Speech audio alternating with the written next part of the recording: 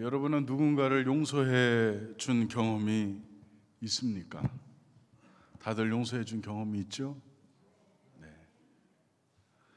내가 누군가를 용서해 주었을 때 그 용서가 진실한 용서, 참된 용서가 되었는지 그걸 한번 좀 생각해 볼 필요가 있습니다. 여러분의 용서가 진심이 있는 용서, 그 진실된 용서가 되기 위해서 필요한 것이 무엇이 있을까요? 그것은 그가 잘못한 이전 관계로 받아들이고 있는가? 그 사람이 지은 나한테 저지른 그 잘못이 있는데 내가 용서해 주었다면 그 이전으로 돌아갈 수 있어야 되는 거죠. 진정한 용서가 되기 위해서는. 혹은 그가 지은 죄, 그것을 기억하지 않는 겁니다. 다시 말해서 마치 아무 잘못이 없는 것으로 우리가 받아주는 거죠. 이것이 진정한 용서가 이루어졌을 때 성립되는 관계입니다. 만약에 이렇게 우리가 진실한 용서를 하게 되면 그 사람과 나의 관계가 완전한 회복이 이루어지겠죠. 그런데 안타깝게도 우리의 인간관계 안에서는 그 진실한 회복이 이루어지는 것이 너무나도 어렵습니다. 어떤 사람은 3년이 지나도, 어떤 사람은 10년이 지나도, 어떤 사람은 30년이 지나도 굽은 것이 펴지지 않고 용서가 이루어지지 않는 것을 우리가 신앙생활을 하고 있음에도 불구하고 그래서 우리가 심심치 않게 경험하는 내용이기도 합니다. 그래서 저는 여러분에게 다시 한번 묻고 싶은 것이죠. 여러분 용서했습니까? 진심으로 용서했습니까? 아니면 우리가 겉으로는 참죠. 용서해 줬어. 겉으로는 참죠. 그 사람 봐도 그냥 속으로 꾹꾹 눌러 참는 거죠. 속에서는 용서가 안 됐는데 용서한다고 겉으로는 말을 했는데 여전히 밉고 여전히 그 사람은 아닌 거죠. 받아들이지 못하는 겁니다. 그래서 꾹꾹 참는 거죠. 더 독한 사람은 마치 없는 사람 취급해버립니다. 당신이 내 앞에 왔다 갔다 해도 나는 당신 안 봐. 당신은 내 속에 없어. 그렇게 마치 투명인간 취급하는 그런 경우도 없지 않아 있습니다. 우리는 이것을 해결하고자 주님 앞에 있는 것입니다. 여러분은 모든 사람과 평화의 관계가 이루어질 수 있기를 간절히 바랍니다. 그래서 이런 평화가 이루어질 때 그곳에 하나님의 통치가 실제로 나타날 수 있습니다. 다시 말해서 용서라고 하는 것, 그 쉽게 접근할 수 없는 것이죠. 원수까지 사랑할 수 있는 용서는 우리 스스로가 감당하기 정말 어려운 내용이기도 합니다. 그래서 저는 여러분에게 이렇게 말씀드리고 싶습니다. 만약에 여러분이 진실한 그리스도인이라면, 여러분이 진정으로 그리스도인이라면 여러분은 예수님께 반드시 용서를 배워야 한다. 여러분은 주님이 용서한 것처럼 여러분도 용서할 수 있는 그 용서를 우리가 배우지 못한다면 우리는 그리스도의 사람이 아니고 그리스도를 따르는 사람이 못 되고 우리는 그리스도 예수의 제자가 될 수 없는 것입니다. 물론 힘들고 어렵고 때로는 속으로 눈물의 강이 흐른다 할지라도 여러분은 진정으로 용서할 수 있는 그런 분들이 될 수 있기를 주님의 이름으로 부탁합니다. 우리가 회개를 이야기하는데 회개에 앞서서 언제나 전제되어야 될 것이 뭐냐면 용서입니다.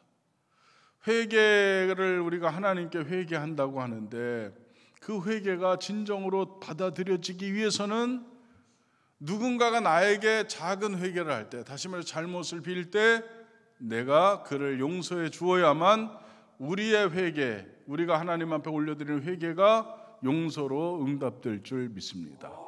그러기 위해서 여러분은 먼저 용서할 수 있는 그런 분들이 될 수 있기를 축복합니다.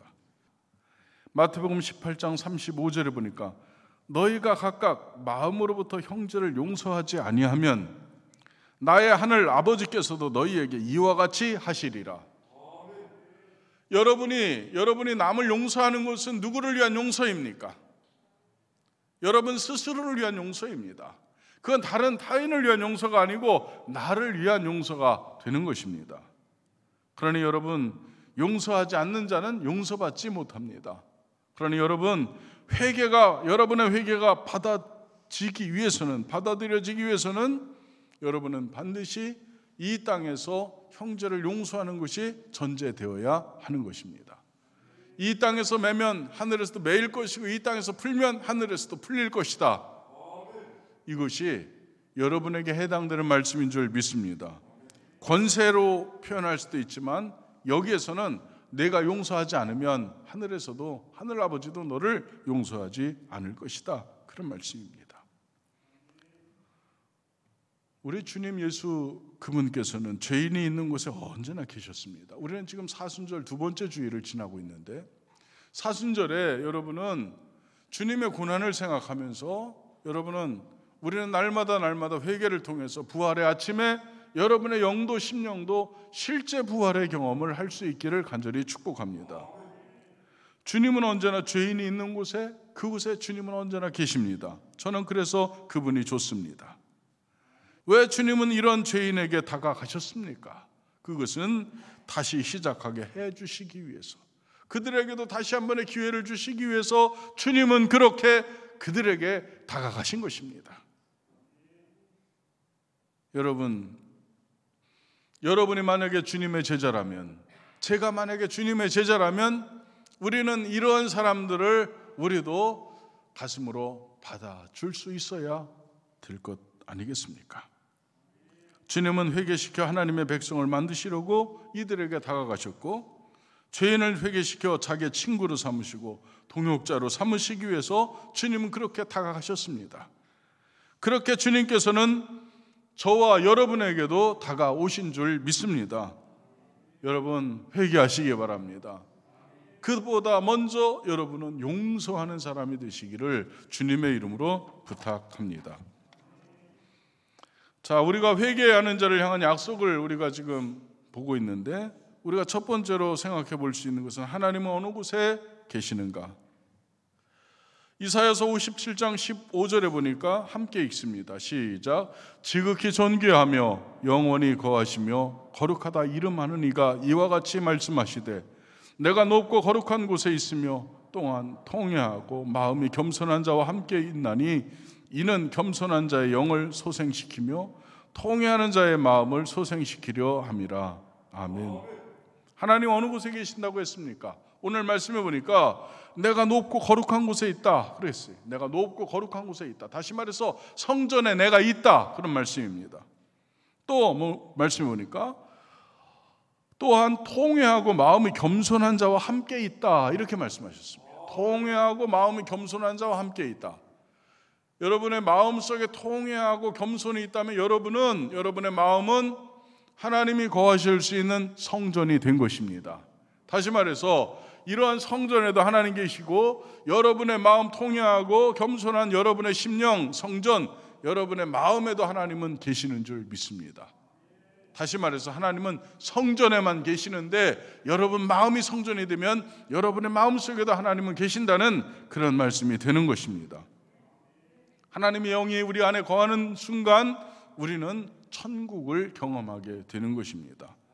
만약에 여러분이 진심으로 회개하고 진심으로 용서하는 사람이 된다면 여러분을 만나는 모든 사람은 평화의 관계가 될 것이고, 그 안에는 하나님이 선한 역사를 이루실 것이고 은혜와 복으로 채우실 것이고, 그곳은 천국의 기쁨을 누리는 곳이 될 수 있습니다. 그러니 여러분 통회하는 마음, 겸손한 자가 되시기를 간절히 축복합니다. 이것이 우리가 하나님 거하시는 곳이 어느 곳인가를 알아야 될 이유가 되는 것입니다. 두 번째는 회개하는 자에게 베푸시는 하나님의 긍휼입니다. 이사야서 57장 18절에 보니까 이렇게 되어 있습니다. 함께 봉독합니다. 시작. 내가 그의 길을 보았은즉 그를 고쳐줄 것이라. 그를 인도하며 그와 그를 슬퍼하는 자에게 위로를 다시 얻게 하리라. 아멘. 하나님께서는 내가 그의 길을 보았은즉 죄를 지은 죄로 인해서 슬퍼하고 참회하며 겸손하게 하나님께 용서를 구하는 그를 보면, 그를 보았으면, 그런 얘기죠. 그를 고쳐줄 것이라. 여러분, 깨닫게 하려고 준 고통, 고난은 깨닫는 순간 이유가 없는 것입니다. 간절히 바라기는 여러분이 당하고 있는 고난과 고통이 있다면 빨리 깨우치셔서 그 고난과 고통을 졸업하시기를 간절히 축복합니다. 하나님께서는 이유 없는 고통을 주시지 않죠. 언제나 돌이킴, 회개와 돌이킴이 고통과 고난의 목적이기 때문에, 그래서 회개하고 돌이키면 하나님께서는 언제나 그 고통과 고난을 제해 주실 줄 믿습니다. 물론 아닌 경우도 종종 있습니다. 하나님의 영광을 위해서 달리 행하시는 경우도 있지만 대부분 그렇습니다. 그리고 그를 인도하며라고 했습니다. 목자 되신 하나님께서 우리를 다시 하나님 나라로, 쫓겨났던 에덴으로 다시 인도하실 줄 믿습니다. 아멘. 오늘 여기 참여한 부부가 계시다면 오늘 집에 돌아가셔서 꼭 한번 해보시기 바랍니다. 서로 손을 맞잡고, 어떻게 하라고요? 손을 맞잡고 꼭 해보겠다. 이렇게 순종 안 하면 안 될 텐데. 네. 네. 손을 꼭 맞잡으시고, 미안해, 용서해줘. 나 때문에 힘들었지. 내가 당신을 너무 어렵게 했네. 이렇게 한번 얘기해 주시기 바랍니다. 진심을 담아서. 사실이 그러니까. 만약에 그 용서를 여러분의 진실한 마음으로 전하면 반대편에서도 그것을 받아주시고 용서해 줄게, 그리고 나도 용서해 줘, 이렇게 한번 부부간에 한번 해보시기 바랍니다. 오늘 혼자 오신 분들도 집에 가서 한번 해보시기 바랍니다. 남편이 뭐 잘못 먹었어? 이렇게 얘기한다 할지라도 애써 분위기를 한번 잡아보시고 한번 그렇게 한번 해보시기 바랍니다. 저는 여러분의 가정에 평화가 임하기를 간절히 바랍니다. 여러분의 가정이 에덴과 같은 가정이 될 수 있기를 간절히 바랍니다. 그러기 위해서 여러분 먼저 가까운 사람부터 용서하시기 바랍니다. 의외로 많이 쌓여 있습니다. 의외로 용서하지 못하는 것들이 가슴 속에 너무나 많이 쌓여 있습니다. 그런데 그것을 푸는 순간 그 처음 사랑이 회복될 줄 믿습니다. 이는 내 뼈 중에 뼈요 살 중에 살이라, 남자에게 취하였은즉 여자라 하리라 하는 그 마음이 회복되는 역사가 있기를 간절히 축복합니다. 하나님께서 우리들의 마음 가운데 새로운 마음을 지어주셔서 그런 은혜 가운데 임하게 될 줄 믿습니다. 또 그와 그를 슬퍼하는 자에게 위로를 다시 얻게 하리라. 인간에게 진정한 위로는 어떤 위로입니까? 죽음에 이르는 존재가 생명에 이르는 존재로 회복되는 것이 진정한 위로입니다. 여러분은 누군가를 위로해 본 적이 있습니까? 한번 해보시기 바랍니다. 혼자 살고 혼자 하고 혼자 다 하려고 하지 말고 여러분 한번 타인과의 관계를 한번 넓혀보시기 바랍니다. 그래서 한번 위로를 한번 해보시기를 바랍니다. 어떤 지하철역에서 옆에 앉아있는 한 중년의 남자에게 한 여성분이 힘든 것 같아 보여요. 그러면서 이렇게 작은 음료수를 하나를 권해줬습니다. 힘내세요. 그랬더니 이 남자가 쪽지에다가 작은 쪽지도 뭐라고 적었습니다. 적어서 내리면서 그 부인에게, 자기에게 그 고마운 위로를 해준 그 부인에게 그 쪽지를 하나 주고 내렸습니다.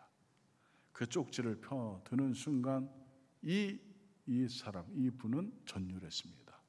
이렇게 기록되어 있었다고 합니다. 오늘 저는 죽으려고 했습니다. 오늘 저는 죽으려고 했는데 당신의 따뜻한 위로를 받고 저는 다시 살아갈 용기를 얻었습니다.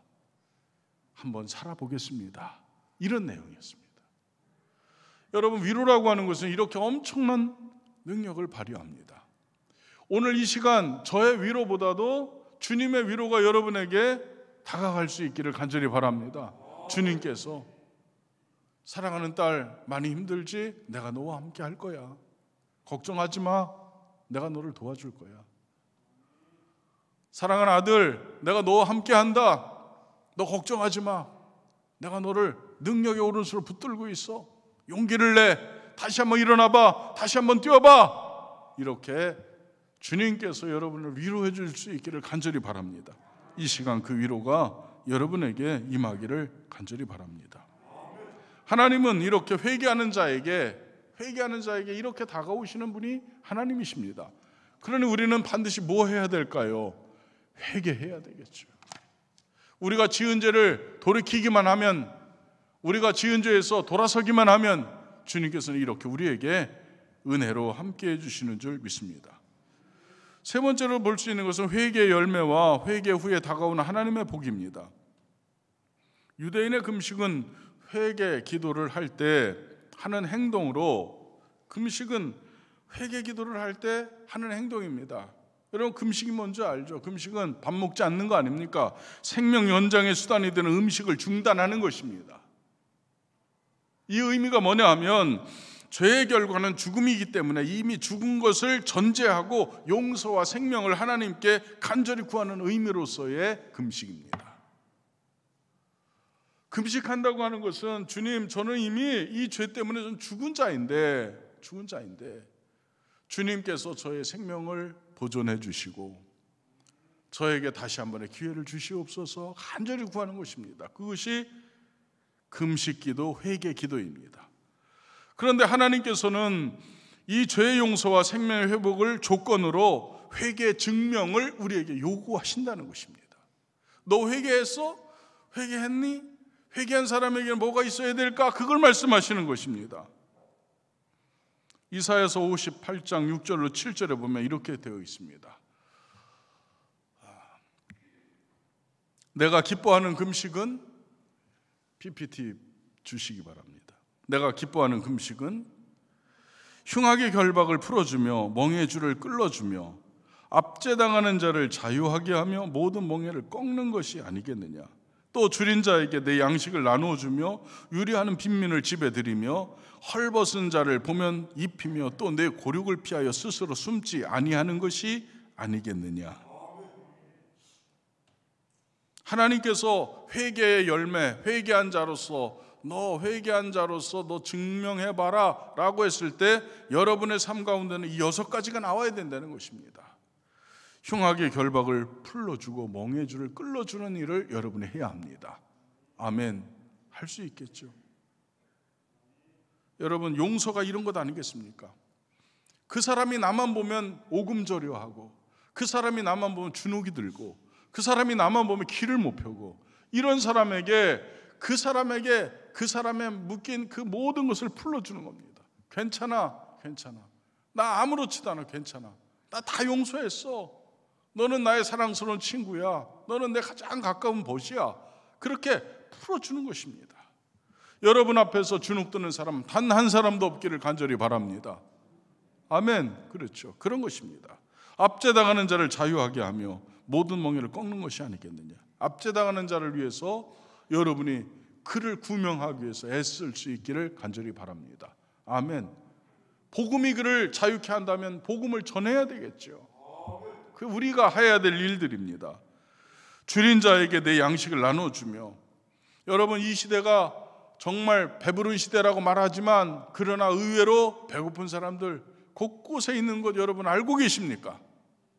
아직도 불쌍하고 가난한 이웃이 얼마나 많다는 사실을 여러분 기억할 수 있기를 간절히 바랍니다. 내 배만 부르면 되는 것이 아니라 내 주변에 있는 모든 이들이 줄이는 일이 없도록 여러분은 돌볼 수 있기를 바랍니다. 유리하는 빈민을 집에 들이며, 여러분은 유리하는 빈민 집 없어서 노숙하는 이들이 얼마나 많이 있는지 모릅니다. 제가 사랑하는 친구 조부할 목사가 베델의 집에서 헌신합니다. 처음에는 대전역에서 노숙하는 사람들을 섬기기 위해서 같이 노숙을 하면서 돌봤습니다.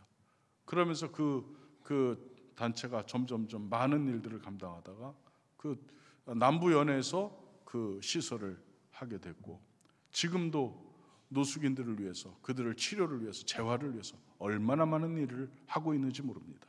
쪽방촌, 쪽방에서 사는 사람들을 케어하고 돌보는 일도 하고 있습니다. 많은 일들을 하고 있습니다. 그런 일 누가 해야 하겠습니까? 누가 해야죠? 그렇죠. 여러분이 해야 되겠죠. 정말 하나님 앞에 회개를 구하는 자, 하나님의 은혜를 구하는 자라면 그렇게 할 수 있어야 됩니다.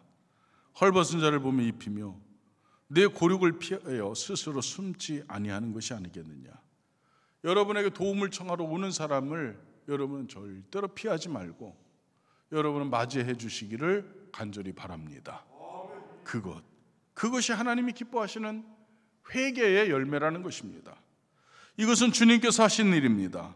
이 6가지는 주님께서 하신 일이고, 그리고 사람이 사람으로 살려면 반드시 해야 될 일입니다. 여러분이 사람으로 살려면 이 일을 해야 된다는 것입니다.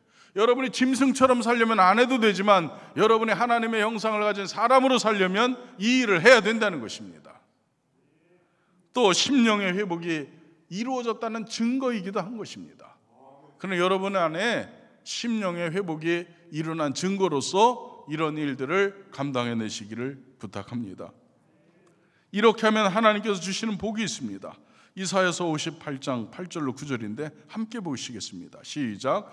그리하면 내 빛이 새벽같이 비칠 것이며 내 치유가 급속할 것이며 내 공의가 내 앞에 행하고 여호와의 영광이 내 뒤에 호위하리니 내가 부를 때에 나 여호와가 응답하겠고 내가 부르짖을 때에 내가 여기 있다 하리라.